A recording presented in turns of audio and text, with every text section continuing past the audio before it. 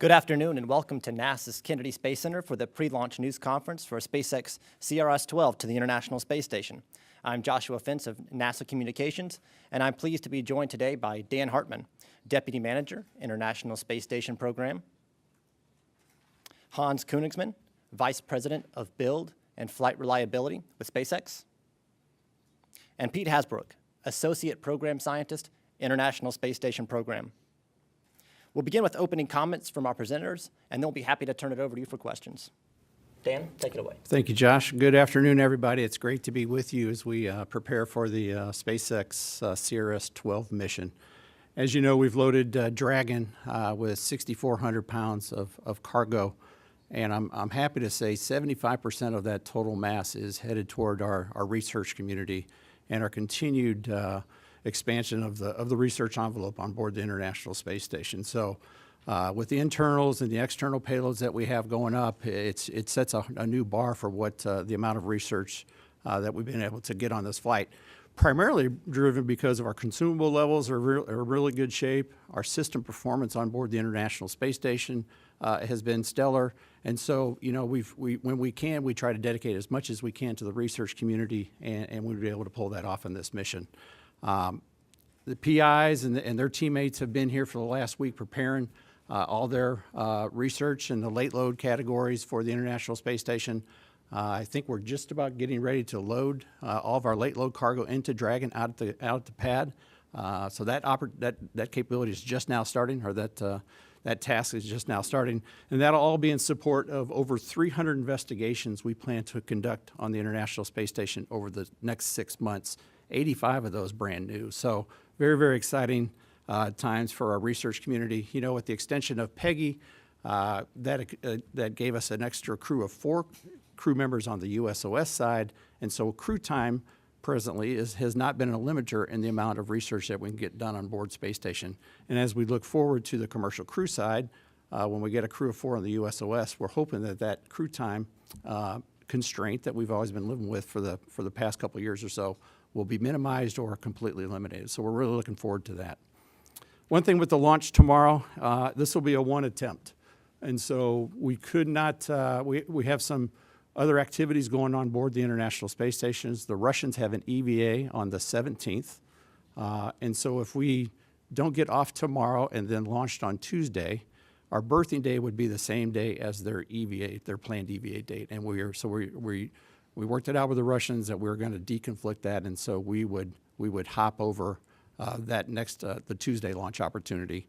Then there's some activity here at KSC with the TDRS launch, and so it looks like our next opportunity for CRS-12 will be around the 19th, 20th time period, and so we're going to have to go work that out with all parties involved. But that's kind of what it's looking like right now.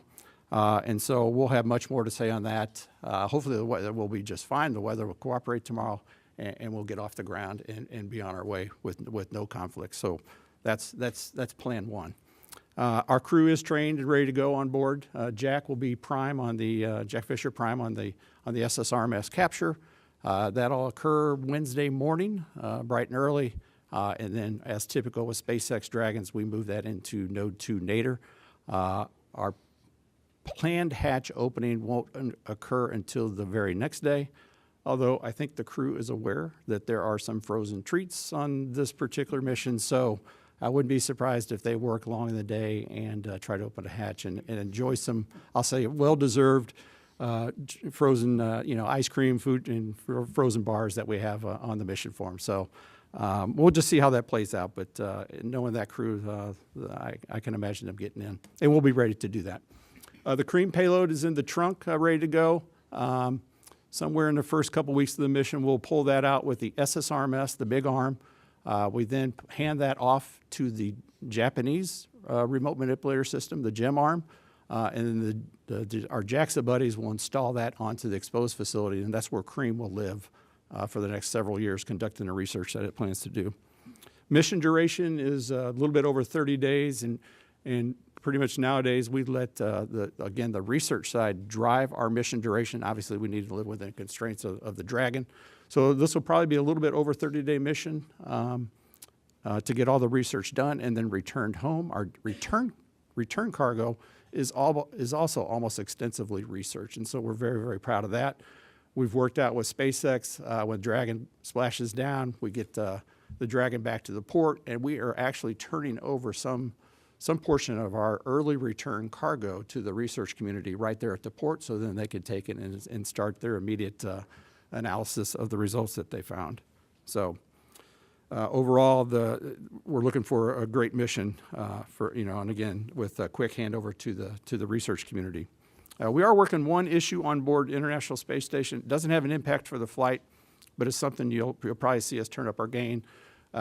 We have 2 S-band antennas, which is how we do command and telemetry with the vehicle. We have a RPC, which is the S-band antenna and the equipment itself are just fine. We have a power control module that has been a little bit finicky over the last couple of weeks.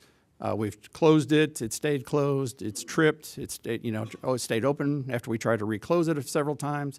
It stayed closed for like 4 or 5 days, and so then it just popped back open last night. So we do like to have 2 strings going into a mission. We have that with our KU band capability as well. We can send commands, telemetry up that stream. So from a redundancy aspect, we're just fine for this mission, but it is something that we'll likely get the SPDM, Dexter out, get an RPCM from a location on the truss, swap that power module out, and be on our way. So it won't require an EVA. We plan to do that robotically, and we'll just have to figure out a time to go do that. Looking ahead as far as other major activities, as I mentioned, the Russian EVA on the 17th, that'll be with Fyodor and Sergey. They plan to retrieve some research that's out on their segment, as well as deploying 5 satellites while they're out on EVA. So they'll be setting those adrift overboard as part of their experiment. And like I said, they're going to be bringing in some other research from the mission. Peggy, Fyodor, and Jack, our 50S return is still planned for September 2nd, so we're looking forward to get them back. 52S launch on 9/13. That's with Mark, Joe, and Alexander. Everything is progressing well for that Soyuz launch.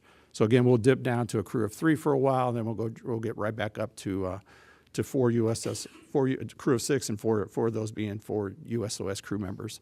So that'll really help us out from the research going forward, having a crew members or 4 crew on board the International Space Station working on it from the USOS side. And then we have a progress launch on October 12th. Orbital ATK mission. The 8th flight will occur on November 10th out of Wallops, and so we're preparing the cargo for that mission now.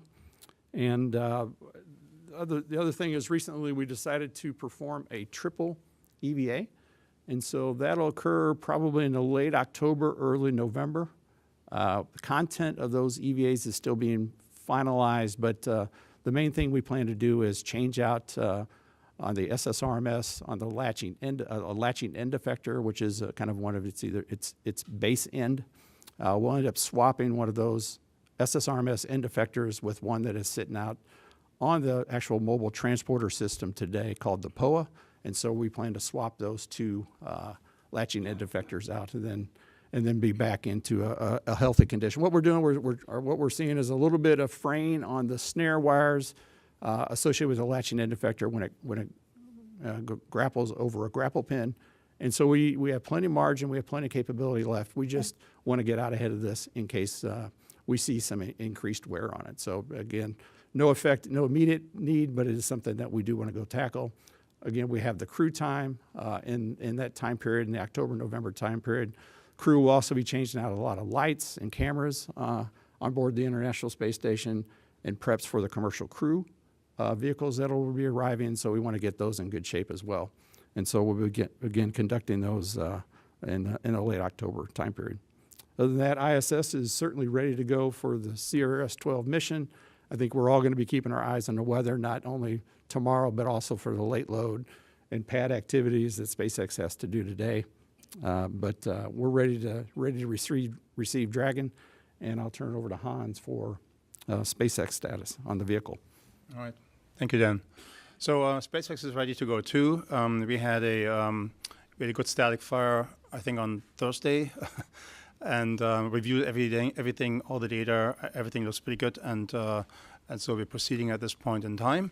We're targeting a launch window at 12, 31, and right now 37 seconds. That might shift a couple seconds, just in case you ask. And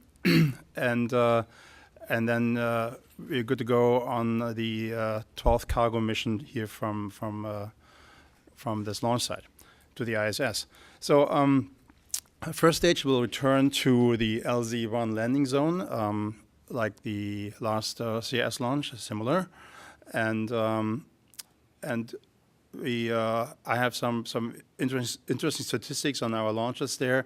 We so far had actually we completed 37 Falcon 9 missions successfully overall, and we landed 13 Falcon 9 first stage boosters at this time, 8 at sea and 5 at the landing zone 1 here in at Cape Canaveral. So that's we got a lot of successful landings in the meantime. We still will say we attempt to land. It's still a maneuver that's you know, audacious, I think is the right word maybe. And you know how it looks when those first stage are landing. But we certainly have a good number of first stages now that we are reusing more and more. Let's see.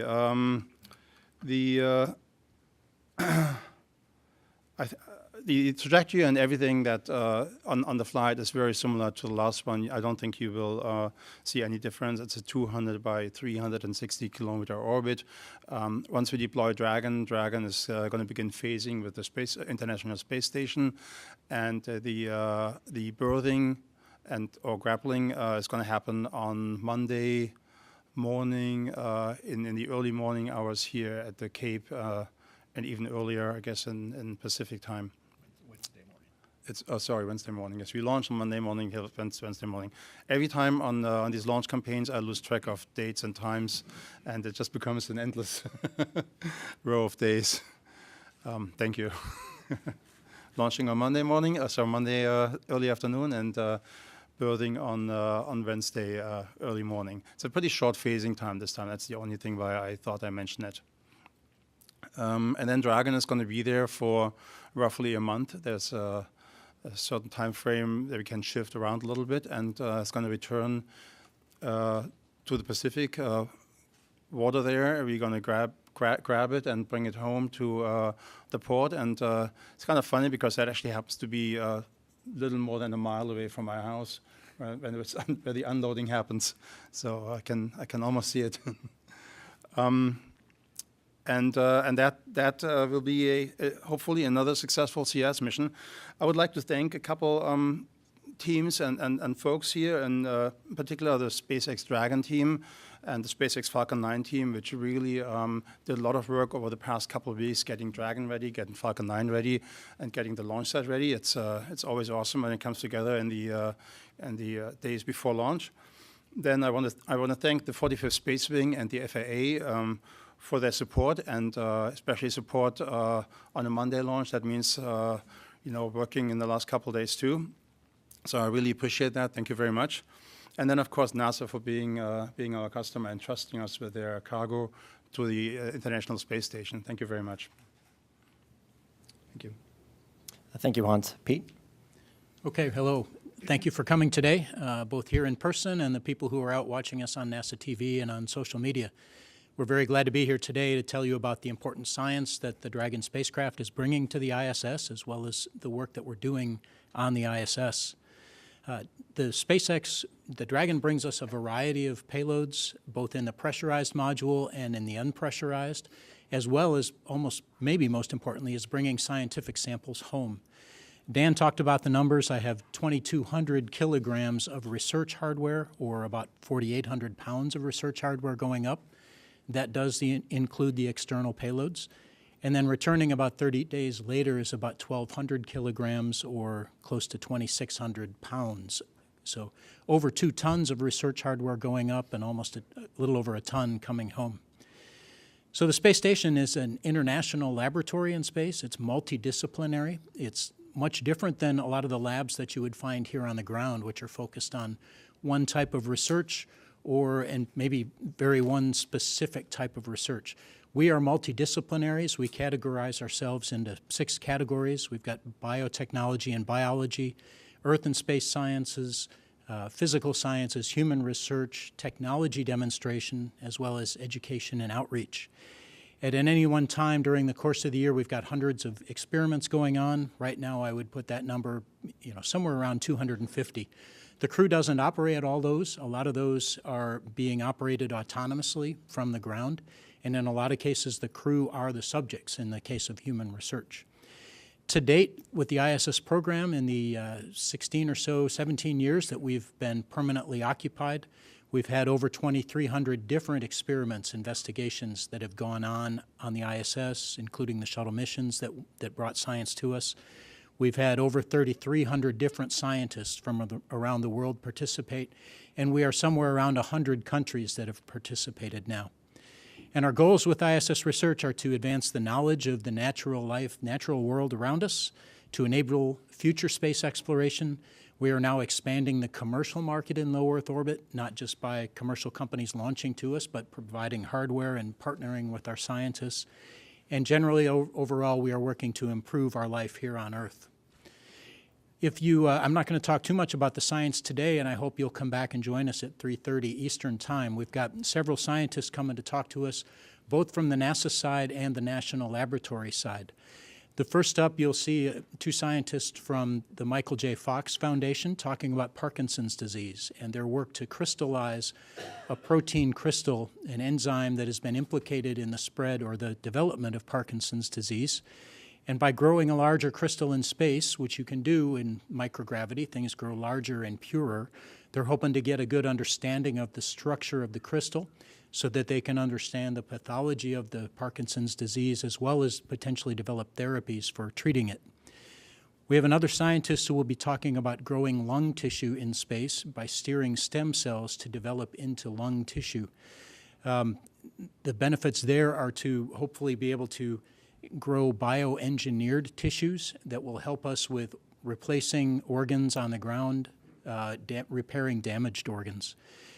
Dan mentioned the CREAM experiment. We officially call this the ISS CREAM, or maybe the ice cream. Cosmic rays and energetic particles is what it measures. It goes outside the space station, measuring cosmic radiation, which comes to us from all over the universe, as well as other charged particles. It'll be launched externally in the trunk of the Dragon and then installed on the outside of the space station. This is a good example of using the ISS as a platform that's already in space and gives services. The CREAM experiment has launched several times on high-altitude balloons, been very successful there. They're just adapting the instrument and bringing it to put on the outside of the space station. We provide power, data, and other services in the platform in space. Next, you'll hear about the science going on with the rodent research mission, the next one for NASA. This is a research team of scientists looking at rodents that will be on the ISS for 30 days and then brought home live, and how they develop in space. Rodents, model organisms for us, their lifespan is faster on space, and we'll see how they adapt, and especially this team is looking at visual impairment and the fluid shift and intracranial pressure that has been observed in humans. We can learn by studying rodents in that sense, as well as bone structure, so hips and knees and the bone joints. You'll then hear about a microsatellite, a technology demonstration that'll be using a small satellite in low Earth orbit that is able to be commanded and requesting imagery for someone who's on the ground, and that communication path does not need to go through geosynchronous satellites. So it's a test of commercial off-the-shelf experiments and has some good applications on the ground for us. And finally, maybe the most fun one that you'll hear is a group of Boy Scouts here from a troop in Palatine, Illinois, partnering with NanoRacks, looking at cell mutation and how microgravity is going to increase the rate of mutation. So some really good stuff going on coming to us for the SpaceX Dragon launch tomorrow. Other good things going on in the space station program. Dan mentioned research, and he mentioned, for example, Peggy Whitson. Her stay was extended because of the availability of a seat on the Russian Soyuz.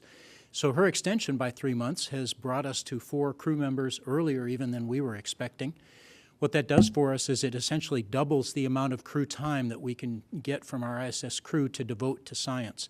We already had all the medical and the maintenance and the systems and stowage covered, so that additional crew member is, that time all goes our way, goes to science. With the launch of the Soyuz coming up in September, that will continue our series of having 4 USOS crew members. That arrangement goes for sure through next summer. And then, like Dan said, we're looking ahead to the time where the commercial crew programs will be bringing U.S. crew members for us.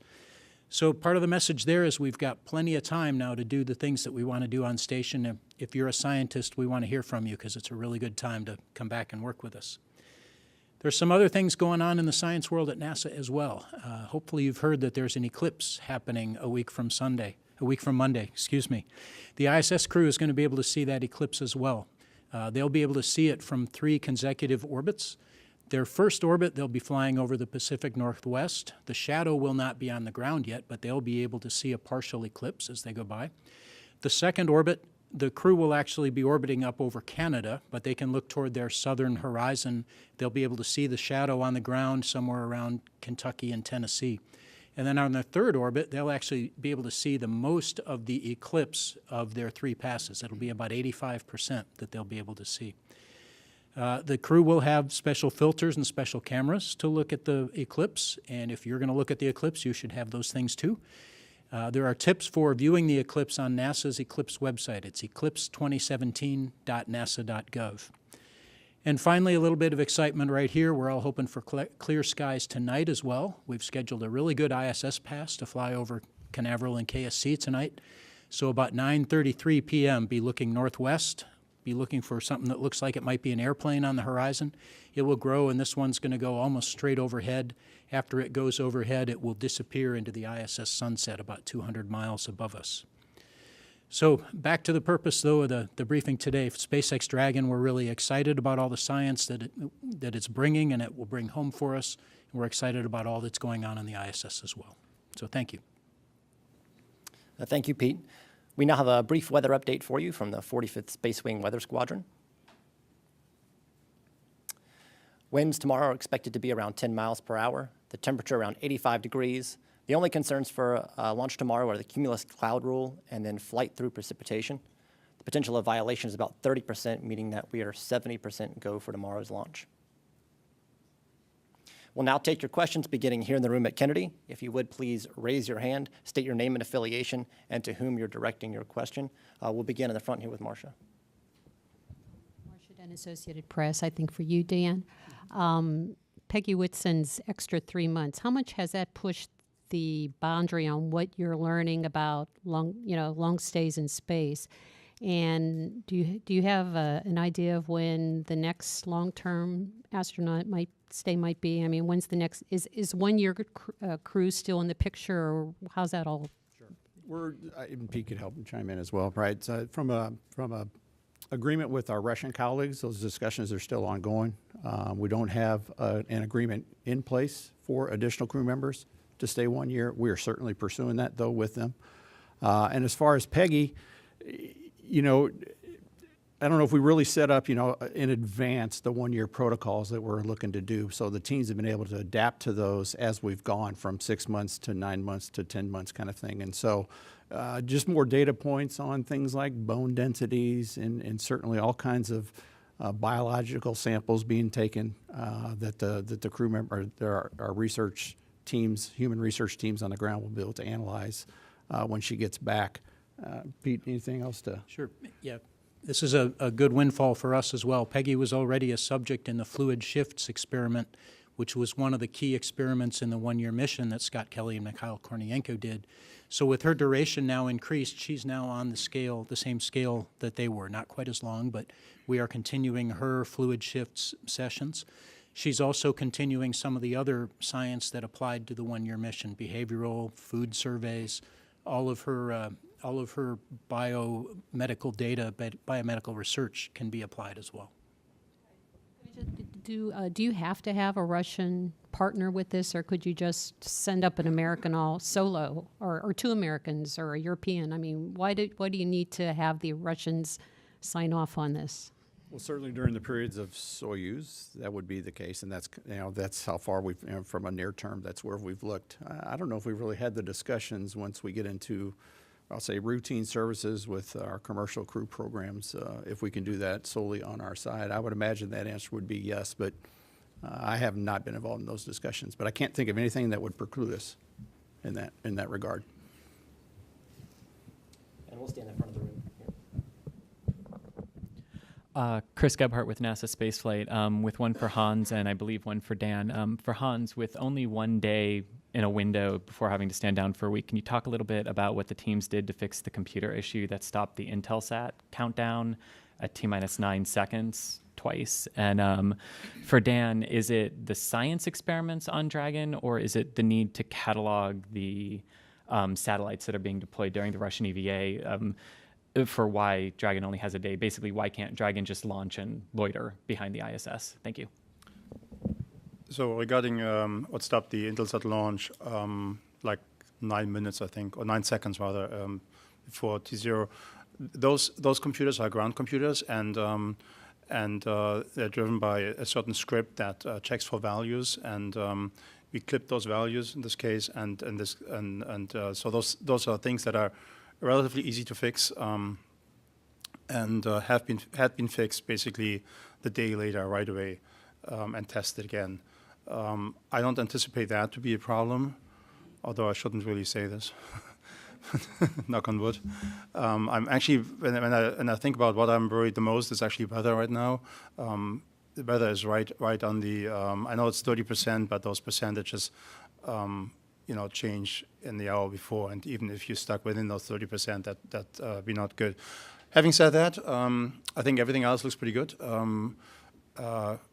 As Dan said, late load should get going by now, and we double-checked everything, triple-checked everything. Among those checks is also another check for those abort files, of course, and so I'm cautiously optimistic, I would say, for this one launch opportunity, and better one than none, I would say, and we'll see how it goes. And Chris, as far as the next launch attempts, right? So if we couldn't get off tomorrow, we had to go on Tuesday.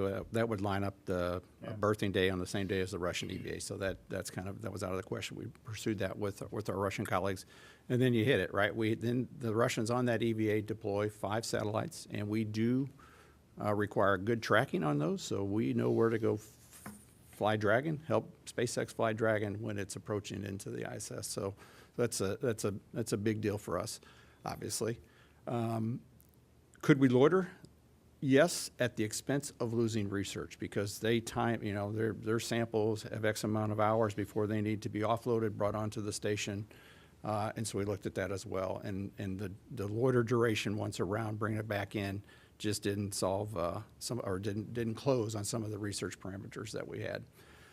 So then you get into past that, you have TDRS on the 18th with a backup day on the 19th, and so that's kind of when at least when we look at it, and at least from a compatibility with the station, that seems to play okay. Whether we can get range, SpaceX, I mean, there's a lot of things to do there.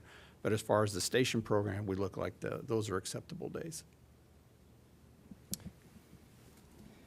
Bill Jellin for We Report Space for Hans. The half fairing that you caught, recovered at sea, have you started processing that and learned anything from that? And would there ever be a time where you'd actually send a ship out to try and catch the fairing even though you're landing on land? I think there was one case where we had that case that you just described, yeah. So we learned a lot over the last fairing landing test, I would say, and the fairings have little thrusters that help them orient for the reentry, and we find that obviously. Then they have a parachute that opens, so we worked on that too. I think we still have to learn a little bit to actually land them and recover and reuse them at this point in time. But it's certainly something we've made great progress over the last couple of months. So will there be another attempt to Well, not on this one. I mean, obviously, this one doesn't have a fairing. The next fairing mission is the one after that, and I think it has an attempt. Thanks. I think Also so. to Bill. Hi, Ken Kramer, Universe Today and Northeast Astronomy Forum. Two questions. One about cream, if one of you guys can answer it. Why is it on the gem and not on the truss or somewhere else? And for Hans, can you give us an update on the two pads, 39A, preparing that for Falcon Heavy, and 40, preparing that for first flight? And when might we see a first flight again from pad 40? Thanks. I can take a shot at cream, and Pete, you might want to, from a science aspect, you might want to chime in as well. But the Japanese exposed facility has an accommodation as a cooling loop. All right, and in all the truss sites or the payload sites that we have on our truss segments on our ELCs don't have that. The Columbus external sites don't have that. So there's a unique capability, I want to say, on 8 of the 10 GEM exposed facility sites where it actually passes, I think, a floor inert fluid, would act as a cooling agent, and so you can get a lot more heat dissipation and get your temperatures up and take that heat away with, and then that cooling loop gets routed back inside into a heat exchanger and is brought out onto their internal GEM control system, and then we dissipate that heat out through our big radiator. So believe it or not, the cream payload out there is actually tied into our main radiator systems out on the truss segment to give them and it's a capability to give payloads that need the power some extra cooling capability. And from a research side, I'm not quite sure. I was going to say what Dan said. Yeah, okay. We also look at these various sites at the field of view that they would see, and cream needs a wide sky. The GEM does a pretty good job. I think the site that cream is going to, or ISS cream, we're supposed to say, as opposed to balloon cream, the site on the GEM that it's going to has a decent view, but it's also one of the few that can accommodate that big of a payload, that heavy and large of a payload mass. Do you mind repeating the question? Yeah, sure. Can you give us an update, please, on pad 39A, preparing that for Falcon Heavy and removing the RSS, and pad 40, getting that ready for the first flight, again, of Falcons from there, and which flight might it be, CES or what? Thanks. Yeah, so I should have driven by 40 this time. I didn't. I mean, obviously, we'll be making great progress on 40. The cutover time has to be scheduled such that there is no delay from one pad to the other, obviously. And then, you know, as you pointed out, we need to actually do a couple additions, I would say, that we already have in work for Falcon Heavy to get Falcon Heavy ready. So in terms of time frame, I think this is in fall this year going to happen. And I don't think it's the next GEO mission. It's one of the next GEO missions that might be the first one from 40 is the old one, right? Yeah, from 40. So, but I'm not sure exactly which one. But it has to happen in the time frame of you know, fall, October, November to get then ready for Falcon Heavy at the same time. And if we can now go to the back of the room to Bill Harwood. Bill Harwood, CBS News. For Hans, are you just as gloomy about the Falcon Heavy as Elon was the other day in his text?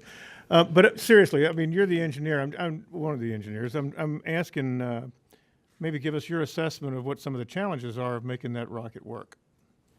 Well, it's a big rocket, and there's certain elements that we haven't done so far. We haven't. I mean, we've done lots of models and analysis and all these things that you do for booster separation, but then the actual booster separation, you know, is it really going to work like we analyzed and modeled it? Yeah, I don't think I'm that gloomy, frankly, and I think we have a good shot at it. Obviously, I think it's also just to let people know that there's a difference between an operational vehicle like Falcon 9 and a maiden flight of such a big, massive rocket. It's 2/3 the thrust of Saturn V, and it's going to be, I think it's the biggest operational rocket at that point in time then.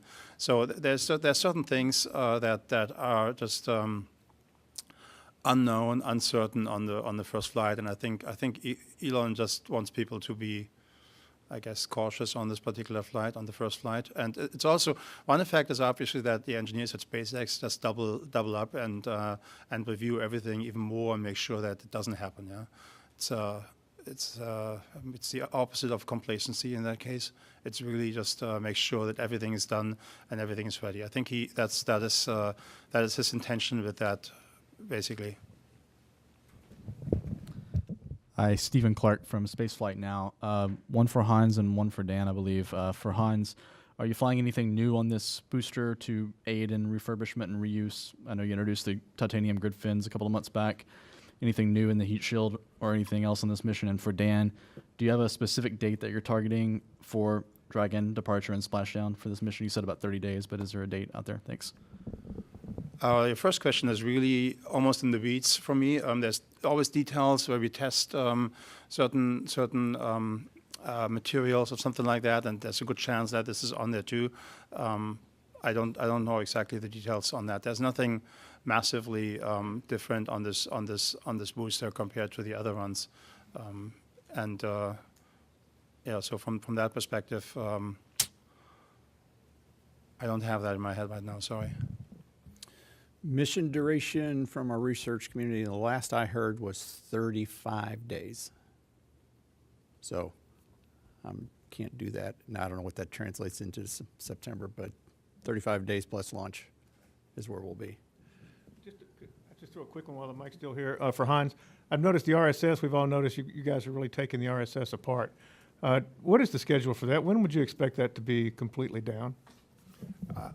I want to say it's largely driven by how the work progresses. I don't think there's a specific schedule. We take it take it carefully down. I mean, obviously we got to close the area when we work on it, and while we are launching, that may not always be possible. So I don't think it's a top priority. And everything that we take down, by the way, goes to NASA. So it's not something that we sell as scrap or anything. It goes back to NASA. And let's see, I just looked at our flight plan. So they did have a specific date on there. So we launch, when we berth 8/16, that would get a return on 9/17. Mm-hmm. We'll take one in the front of the room, and then we'll go to the phone bridge. Robin Simangle, Wired Magazine. I have some questions about the CRS-11 Dragon.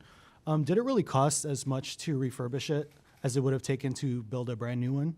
And how are you guys moving forward with refurbishing future Dragons, and will CRS-12 be the final flight of a factory fresh V1 Dragon? So the refurbishment of CRS-11, the last one basically, it doesn't cost as much to refurbish it as to build it new. That much is clear. Otherwise, that'd be very wrong. and the first refurbishment by its own is typically a little bit more expensive because you need to look at stuff, you need to make a decision, you need to find out which is critical components and which are critical for refurbishment, and which are components that are not attached by seawater, for example, is always an issue. Yeah. So obviously, we expect the refurbishment costs to come down over time and to be a lot more advantageous than this particular first one too. Yeah, and then regarding the future Dragons, this is something we talk about with NASA right now. So I don't think we've settled on everything here, and so over the next couple of weeks and month, that's something that we will determine. But from the SpaceX side, that would be great if we had a chance to, that this one would be the last new Dragon 1, I think I must say. And then from then on, we reuse them. It has been built and designed for multiple reuse. There's no question about that. And that is something that we always strive for, to use parts again and get more towards an operational concept like an airplane, basically. We'll go to the phone bridge, and then we'll take some more in the room. We have Mark Gotch. Mark? Yes, hello. Good afternoon. Mark Gotch, Historical Aerospace News Media. Once again, thank you for your informative briefing this afternoon. A two-part question for Hans. Hans, can you tell me, on any mission, what is the maximum payload capacity in pounds in terms of weight for the Dragon capsule? And based on this CRS-12 mission, with its important payload of such important research experiments and supplies to ISS, what is the maximum weight of this mission? Thank you. All right. This is off the top of my head and not necessarily accurate, yeah. But I think I saw a number yesterday that's 10,600 kilograms for the entire Dragon. And in terms of, is this a heavy payload, a heavy Dragon or not? I don't think it's a heavy Dragon. I think it's our heaviest. Yeah, we had heavier Dragons. In fact, right? what I'd say is on this one, it is one of our heavier ones, but we're also internal to the Dragon volumetrically full. So it depends on Right. density of your cargo as well. So we're flying what we need to fly. Some of it, and like I said, we volumed out before we massed out the total capability, but it is exactly what we want to go fly. So sometimes mass isn't the metric to use, Yeah, sometimes is it's my point. volume. Yeah. Thank you. Julie Hayes with the CBS in Waco, Texas, just about 10 miles down the road from the McGregor testing facility.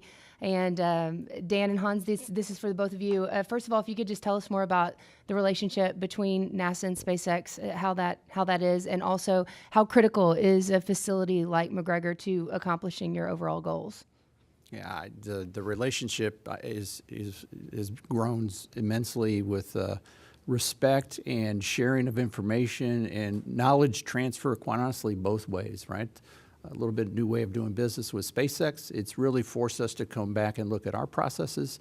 And it's somewhat turning over the keys to a commercial industry to take over, not take over, but to get mature and the ability to perform commercial markets in low Earth orbit, right? Our goal will be to eventually get out of low Earth orbit, get on our way to cislunar onto Mars. And so we want to leave behind the knowledge that we've gained for all these years to the SpaceXs of the world, to the Sierras of the world, to the orbitals of the world, so they can pick up and hopefully we'll see, in the next 5-10 years, somewhat of a more even vibrant commercial market in low Earth orbit, which can be self-sustained. You have commercial launches, commercial crews could be possibly going there to low Earth orbit. Again, thinking past when the ISS is done, we want to be able to, I think it would be good for the nation, good for the world if we carried on with some of the fundamental research that we're doing in low Earth orbit. We plan to leave that to the commercial markets to do that. Yeah, I would say SpaceX and NASA at today works as a team. There's things that SpaceX can do very well, and there's things that NASA can do very well, and anything that is related to knowledge that we have not done so far. NASA has enormous resources that help us, finding how to solve problems and how to get stuff done, and in return we really enjoy launching their payloads and cargo up to the station and also satellites. That's obviously great to have NASA as customer there too. And with respect to McGregor, it's essential, absolutely. I want to say it's one of our key important facilities, as important as the launch site, I would say. We test every engine there. We test the engine at basically the environment where they're going to be tested, and then we ship the engines back, build a rocket out of it, and then ship them back to McGregor and test the entire stages. And that is something that not everybody does. That is something that really helps us to become reliable. And the McGregor facility allows us to do this. It's something you can't do in the middle of Los Angeles, obviously. You need a facility out in the open. And I was actually on the team that went originally to look for test sites 15 years ago or 14 years ago. And I do remember swinging by McGregor and thinking, okay, this is the place. This is where we built our test site. And today it's a really busy site. There's I don't know how many hundreds of employees by now, and it's a very professional and built-up site that is absolutely essential. It's essential for us and, for NASA too, actually. So, We'll stay here in the front of the room. Thank you. Sawyer Rosenstein with Talking Space. For Dan, I was just wondering, because originally we had heard an October date, I believe, for the next Cygnus launch for OA8. Can you talk about what the future is for the rest of the year for cargo resupply missions, and if having 4 USOC crew members is affecting that, either needing more supplies or no difference at all? So from a CRS mission, so SpaceX obviously this 12 one. Then 13, we're hoping to get off, I'll say early December time period. The OA8 moved from October to November. And a couple reasons on that. Number one, we want to get these EVAs done in front of that. And so that gave, again, kind of a, and you kind of want to do EVAs consecutively to make the best use of the crew time and how much refurbishment you have to do with the suit between the EVAs. So that was a driver. Actually, we were a little bit light on the OA8 mission, and so with the slip of 1 month, we were able to produce or get new cargo that we need up to the station on the order of about 400 kilograms. So a significant increase in the amount of mass we could take up for it. And then also, you know, kind of like we have the Dragon, we try to really use the Dragon for return of samples and, you know, for the research community. The Cygnus vehicle is a tremendous disposable cargo hauler. I'll put it that way. Trash is another word for it, right? But so we try to figure out where to space those based on trash generation on space station as well. And so, and I'm trying to think ahead. I think the next orbital mission was, I think, in the March time period. And so we're trying to figure out, you know, spacing-wise, crash accumulation, and when we should put those orbital missions in place. You know, it's just, it's another factor of where we come to place the launches when we do. But from a spares, from a food, from a water supply, we could accommodate. Our consumables are in very, very good shape on board the space station. So the slip there will basically have no impact to our crew of 4. We'll go back to Marcia. Marcia Dunn, Associated Press. Question first for Hans. What do you see as the biggest hurdles to make a November launch date for the Falcon Heavy? And then I have for Dan, the ice cream bars are going up in a freezer. Is there signs going up inside of that too, or is it just going up empty to bring stuff back? I just wanted to clarify. Biggest hurdle for the November launch date of Falcon Heavy. Well, if I know the biggest hurdles now, then I would actually actively working on it. We would throw resources at it, and other hurdles would become the biggest hurdles. And these are big projects. I would say it has to be both working on Falcon Heavy and on the LC-40 side. So in other words, LC-40 needs to be ready before we can switch over. So those are two major projects at this point in time. We had a chance to make really good improvements on LC-40 and get a lot of the automation and redundancy that we had on here on 39A also into 40. So that's definitely a much better path than it was before. And so we got to get this up and going, and then likewise Falcon Heavy, it has complexities. Obviously, it's a big rocket, 3 different rockets together basically, and so that needs to be done too. Maiden flights are hard to plan. I mean, we plan them obviously, and then there are concerns that need to be addressed and hardware that needs to be tested. And that's where the uncertainty comes in. But overall, I can tell you it worked pretty well in the last couple of months on Falcon Heavy and both the LC-40. So I think this you have a good shot at it.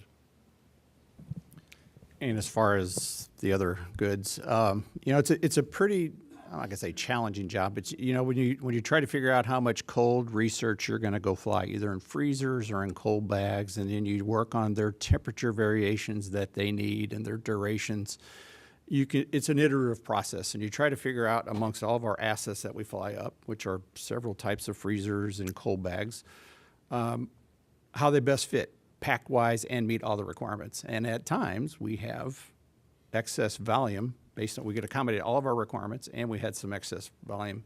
And I think in this particular case, we have more than the usual amount of ice cream products going up in one of our cold bags. I'll put it that way. So we did pretty good. They'll be happy. They'll be happy. They'll be happy. So it's not sitting alongside experiment stuff too. I No. mean, it's just. If it would, we would do all the proper containment Yeah, and okay, all right. separation. So And I'm yeah. sorry, did you say cold packs or is it an actual freezer? I don't know where. Maybe Pete, do you? We have cold bags, which you kind of put ice bricks in, frozen bricks that kind of keep it the temperature inside the cold bag cold, or we have active refrigerators. In this particular case, I can't remember. Yeah, the other thing that we've had going on, we've had a couple of our freezers fail on board recently. So it may be that these are spares to go up to replace the ones that we're using. So there you've got capacity as they're going up. If we could go back to the second row. Excuse me, I'm Tim Fernholtz from Quartz. A couple times today we've mentioned the importance of late load to the scientific research mission. I'm just curious if Hans, you can talk about the engineering and operational challenge of delivering that capability for NASA, and maybe Peter, Dan, why that is so important to your work. So on you want to go first? Or? Well, I'll let Pete take Okay, over Pete, late you want- load. I mean, Yeah. Okay, I go first. So, from the engineering perspective, it is basically a clean room with a no, what's it called? Forgot the intermediate room where you. An airlock? An airlock, yes, exactly. where you basically pass stuff on, and then if you load it in particular into Dragon in the horizontal phase, you got to have the equipment to push heavy items up and then move them in around in Dragon. So that I think is the main engineering challenge. Yeah. And then scientifically, a lot of the things that we study are biological in nature, either alive or need to be activated. If you're studying a yeast, you want to put it in maybe as close to launch as you can. We just talked about some of the cold stowage capability. If you're using a cold bag, which may be kind of like a cooler as opposed to a refrigerator, that's got a lifetime until the phase changes and it's not keeping it cold anymore. For example, another example is the rodent mission. We have to load them late in the flow. That's another reason that we wouldn't launch and have loitering until after the Russian EVA, because they've got a certain amount of food in those transporters. They're transported a little more densely than they are in the habitats on station. So you have to think about, I'll say, expiration of your science. If you start plants growing and that, a plant growth experiment is important to you, you don't want them growing for 3 days on the ground as opposed to the time and space. Is there even roughly like a last minute where after that late loading can't happen? Do you have a sense of what the time before launch would be? For anyone? Yes, a cutover range. it's when you go. It's when we want to go up and start filling gases and fluids. In terms of timeline, I don't know. It's I don't know. I won't even hazard as a guess. But it's a tremendous capability, right? We process all these over in the SSPF, where we process all of our truss elements. We've got refrigerators and clean rooms. That's where we house all of our principal investigators. And then it's where we do all the packing. We then carry all those out in vans, literally right up to the pad. And then they have a airlock that is actually, the hatch is open to the Dragon, and guys are just basically, bolting payloads, physical mid-deck lockers in place, hooking up umbilicals. In the meantime, everything that's not is still in the van, nice and cool and fresh and everything. And so, how they've choreographed that over time has been phenomenal. And I would even say on the return as well, right? When we get to the port, it doesn't take very long time for us to actually get it off the Dragon into a principal investigator's hands right there at the port, and then they're off and running with it. It's great. It's a great capability. We have a question back with Jason Ryan.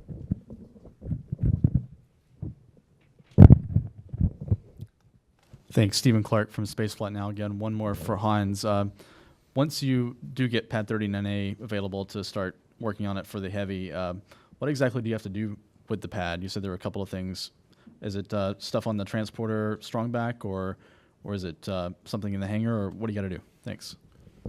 So one difference is obviously you have 3 holes on the launch mount and not just one right now, and there's so that has to be adapted to Falcon Heavy. The hold downs, the way that the things that hold down the rocket are triplicated and slightly differently arranged. Those have to be they have to be integrated and tested functionally. Obviously, more fluid. That capabilities is already there and has been worked on, and I think all the elements are ready to go. It's a matter of putting it together and then testing that it's functioning properly. And I believe you have a question on the third row. And we'll come back to the first row. Alina Schadwinkel, Zeit Online Germany. I was wondering, maybe the question was answered, I'm sorry. Is there anything reused on the Falcon 9 that's going to launch tomorrow? Question for Hans. Landing legs. Yes. The landing legs are reused. Yeah. We have time for one more question in the room, so we'll go right back up to the front row. Chris Gebhardt with NASA Spaceflight. Once 40 is back up and running, are you maintaining the ability to launch the cargo Dragons from both 39A and 40, or are all Dragon missions shifting to 39A? I hear your question. It's an excellent question. I don't think I have a good answer for you today. It's something that we need to work out on how we split the missions and where we go from what pad. It's actually a really good question, yeah. Thank you very much for joining us today. That's all the time that we have. A reminder that SpaceX CRS-12 launch is scheduled for tomorrow at 12:31 p.m. Eastern Time. NASA television coverage will begin at noon. Until then, you can follow more about the launch on nasa.gov/SpaceX, and then tune in again today at 3:30 for the What's on Board science briefing. Thank you very much for being with us.